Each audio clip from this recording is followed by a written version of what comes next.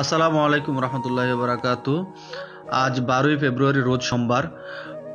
মোটামুটি পুরো ওমানেই বৃষ্টি হয়েছিল। এই বৃষ্টির কারণে কিন্তু ওমানের বিভিন্ন অঞ্চলে বেশ ক্ষয়ক্ষতি হয়েছে। আপনারা যে দৃশ্যটি দেখতে পাচ্ছেন এটি হচ্ছে ওমানের নিজুয়াতে পুরো রাস্তা ভেসে গেছে। নিজুয়ার বিভিন্ন জায়গায় কিন্তু প্রবল বৃষ্টিতে প্লাবিত হওয়ার কারণে আপনারা রাস্তায় দেখতে পাচ্ছেন যে অনেকগুলো গাড়ি কিন্তু স্রোতে ভেসে যাচ্ছে, রাস্তার উপর স্রোতে ভেসে যাচ্ছে ওয়াদির দিকে। তো যাই হোক, অনেকেই ক্ষতিগ্রস্ত হয়েছেন।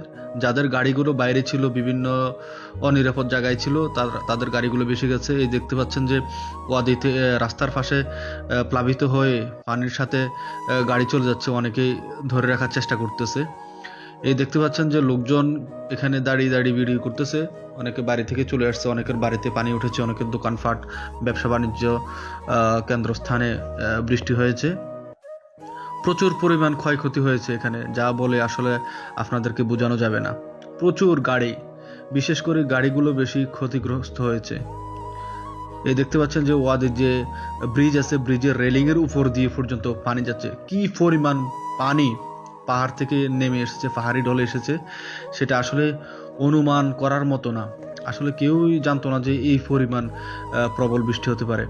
আসলে এই সমস্যাগুলোর কারণ হচ্ছে ওমানে আরব দেশগুলোতে বেশি বৃষ্টি হয় না। এই যে নিজুয়া কেল্লার পাশ দিয়ে পানিগুলো প্রবাহিত হয়ে যাচ্ছে, এই বৃষ্টি না হওয়ার কারণে আসলে পানি নিষ্কাশনের ব্যবস্থা আরব দেশগুলোতে আপনার নাই। যেহেতু বাংলাদেশের মতো খাল বিল নদী নালা এগুলো নাই, সেহেতু পানিগুলোর সাথে সাথে নেমে যায় না, পানিগুলো নামতে একটু লেট হয়। আর জায়গা সমতল নয়। আরব দেশগুলো আসলে পাহাড়ে এখানে সেখানে বাড়িঘর আছে, আসলে সমতল না। সেজন্য আসলে এই নিচু এলাকাগুলোতে খুব দ্রুত পানি জমে যায়। নিচু এলাকাগুলোতে পানি জমে যাওয়ার কারণে আসলে অনেক বিপুল পরিমাণ ক্ষয়ক্ষতি আশঙ্কা থেকে যায়। এই দেখতে পাচ্ছেন যে আসলে লোকজন রাস্তা পারাপার করতেছে পানির মধ্যখান দিয়ে। এই দেখতে পাচ্ছেন এটা কিন্তু রাউন্ড অ্যাবাউট, রাস্তার রাউন্ড অ্যাবাউট, এখানে কিন্তু প্রচুর পরিমাণ পানি। আসলে ওমানের বুরাইমি, সোহার, সাহাম সহ নিজুয়া সহ বিভিন্ন অঞ্চলে কিন্তু বেশ ক্ষয়ক্ষতির সম্মুখীন হয়েছেন ওমানের নাগরিকরা এবং কি প্রবাসীরা। প্রচুর পরিমাণ গাড়ি দেখতে পাচ্ছেন, একটা গাড়ি ডুবে গেছে এখানে, সবাই দেখছে, কিন্তু আসলে এই মুহূর্তে কিছু করার নেই, গাড়িগুলো এইভাবে ভেসে যাচ্ছে।